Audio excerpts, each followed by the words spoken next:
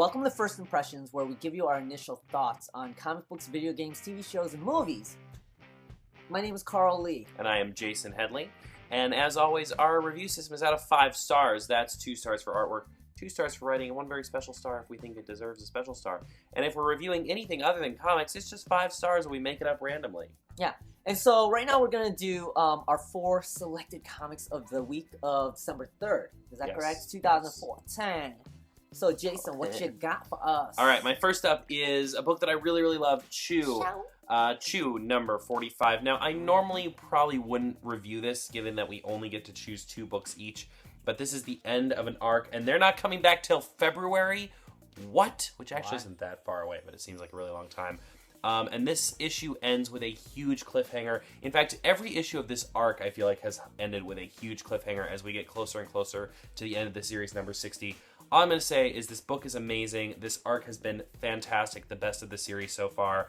And the cliffhanger alone of this book made me gasp out loud. I was just like I couldn't believe what happened. And I love that even on the last page, John Layman was like, all right, feel free to send the hate mail, because he knew it was going to happen. I'm going to give Chew this week 4 out of 5. And they'll just add for the nameless, Grant Morrison and what's Chris Burnham.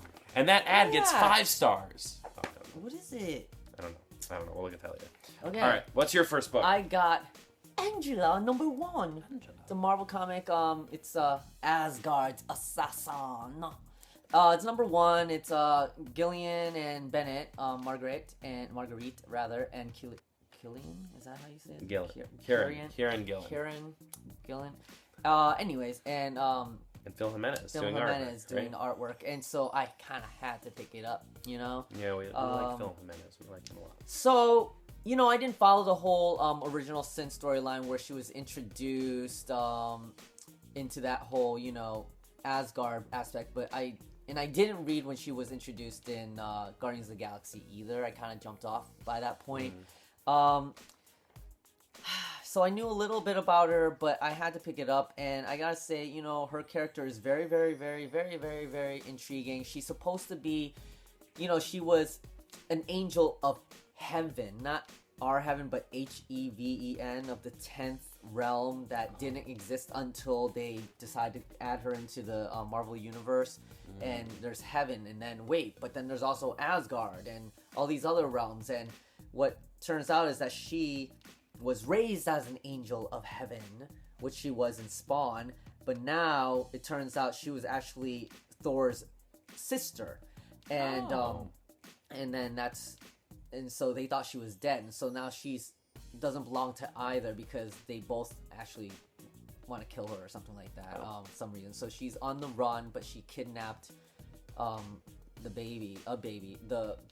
true heir of Asgard. So she's kind of like on the run and being crazy, and she's really badass. I use that word a lot. So it was good. I liked it. I don't know if I would continue with it, but I am kind of curious where they're gonna go with her. Her character is very, very, very strong. And then at the end, Thor comes to, you know, get the baby, and she's just like she's like a banshee. She's just like a fury of Darkseid, just crazy ass. And it's got some nice storytelling in there so far. And so I would give it I almost want to say 3.5 or 4. I'm gonna give it a 3.5. All right, cool. All right, that went a little long. So now my next book up, this is a book that I feel like I review a little too often, but I'm just so in love with it. The Woods, number 8, came out today. I still love this series. I believe this is the end of an arc where we've gotten all these flashbacks of these characters, so we get to see a little bit more about them. I am loving the writing by James Tynion. I am loving the artwork by Michael. I'm just going to say your first name, Michael, because I feel like we know each other, and I can't pronounce your last name. The story is so great. Every issue has such a great surprise. This world is just so fun and interesting to get to know. I love this character. Like, we finally understand that he is a bad guy. Like, he is just not a good person, and we kind of get that. We get dragons in this issue. What can I say? It was a lot of fun. It was great.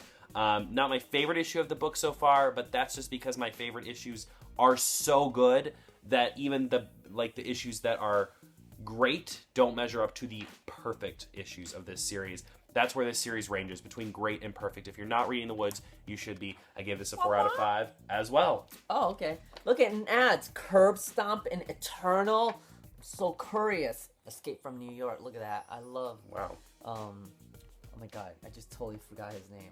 What am I thinking of? What's his face? I don't know. My god. What's your next Kurt book? Russell. Next book. I'm sorry. Secret Six, #1, coming back on the new 52. Oh my god, I was so excited I couldn't wait. Oh my god. And Gail Simone's back on it, but it's not with Nicole Scott. It's with Kevin Lashley. His art's actually different than it was previously in other books that I've noticed. It's a little different.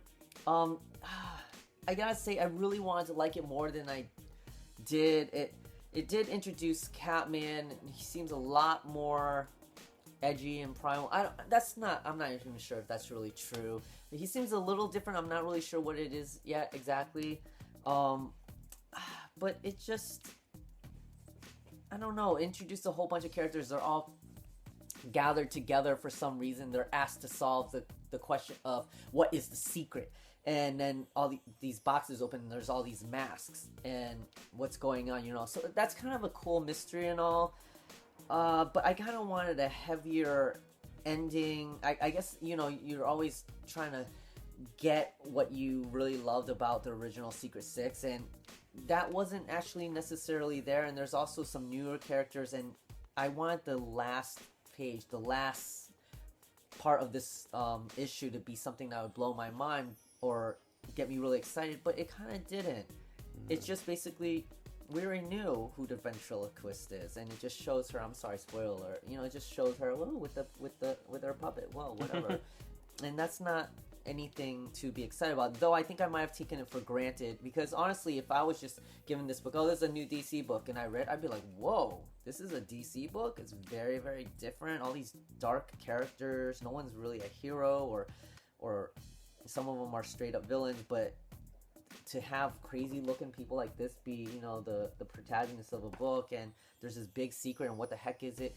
It would seem like something I'd be really interested in. It's just I'm kind of craving some of the old relationship stuff from the original book, which is, fine. It can't be the same thing that it always was.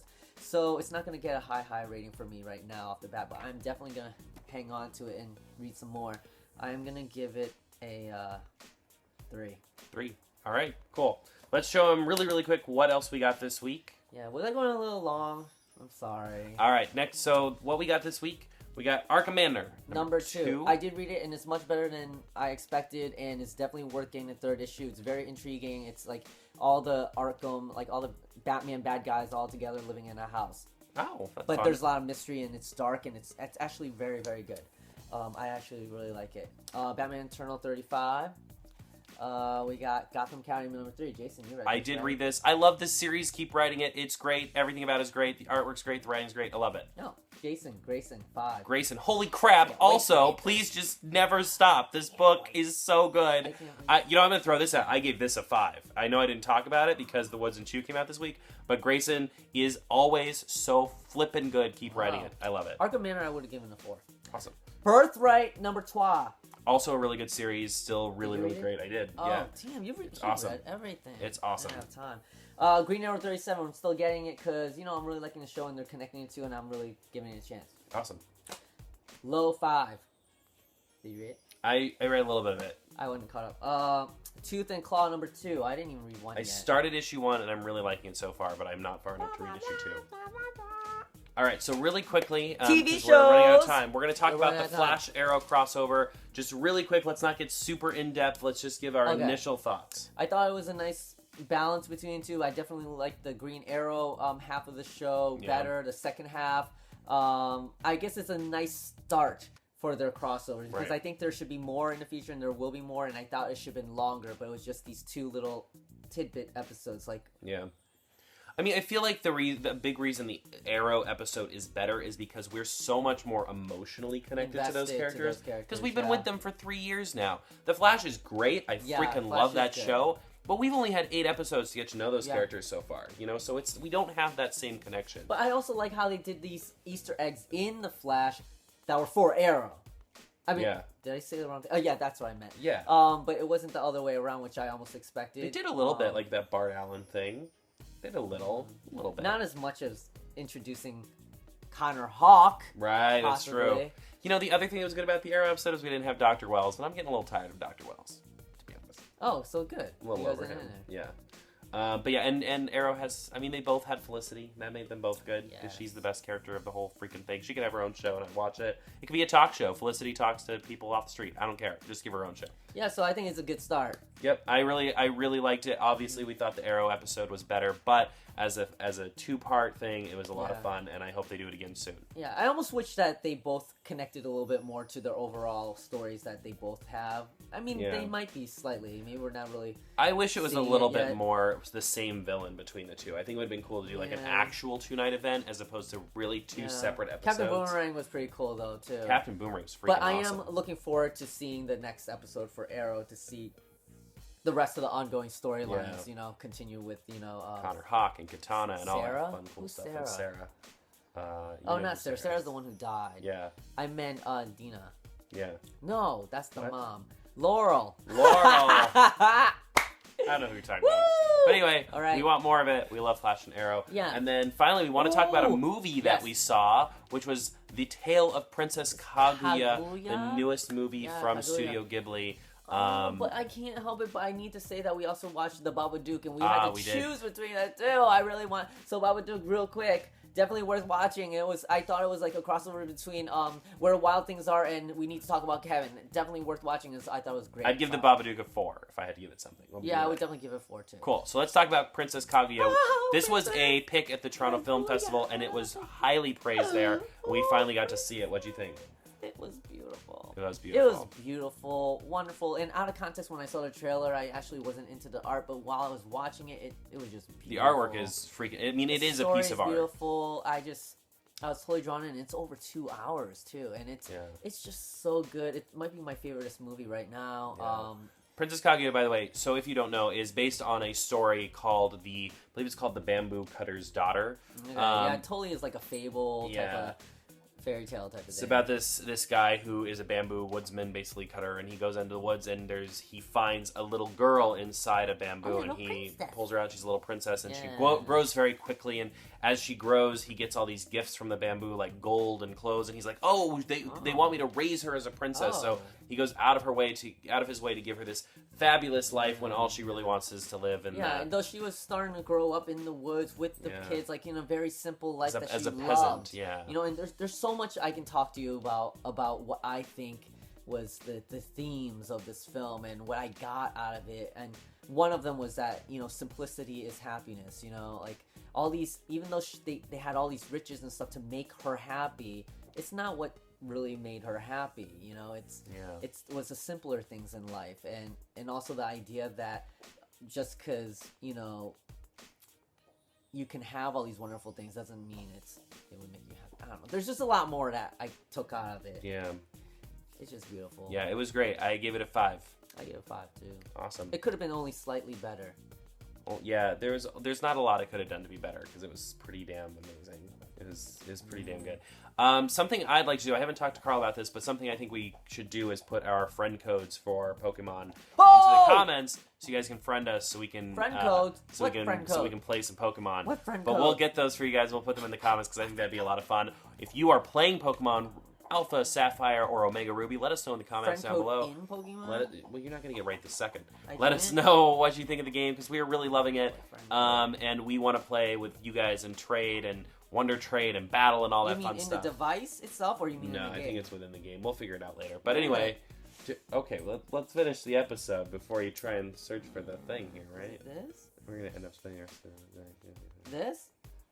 Um, Okay, whatever. no. That we'll have to ID look right there? No, we'll have to look up a friend code thing. Man. And man. All right, guys. Well, that's all we have for you this week. And sorry, the last episode was late. I'm also learning Final Cut Pro, Very y'all. exciting. Yeah, I want to say there's a few of you who watch the show really religiously and have actually started commenting, and we are truthfully we're just this is a big learning process for us. We did this as kind of a fun experiment and we wanted to get Carl's name out there as an actor, but we've really enjoyed doing it. So now we're trying more and more to make it a show that is worth watching, because lo and behold, people actually care, and we actually really like doing it. So thanks for that. Thanks for Sorry, support. last week's was late. Yeah, and we're gonna keep trying, and we might be late here and there, but that's only because we're trying to make the show even better for you guys. So thank you for your support. Episodes this week. Yeah, you might get 2 episodes last back to back. This week's all together. Ooh, very cool. All right, guys. Well, check us out on Twitter. I'm at Cucamonga Cat. He's at Carl K. Lee. You can follow our blogs. We'll put them in the description down below. Yeah. And as always, let us know what you think of the comics, movies, and video games and TV shows that are going on. Like, subscribe, and comment. We love it. Boop, boop. See you next week. That is Izzy shaking, and that's what just happened. Welcome to First Impressions, where we interview people. Where we interview people. I don't know what I'm saying when I just talk. What? Welcome to First Impressions, where we give you our initial thoughts. Initial thoughts.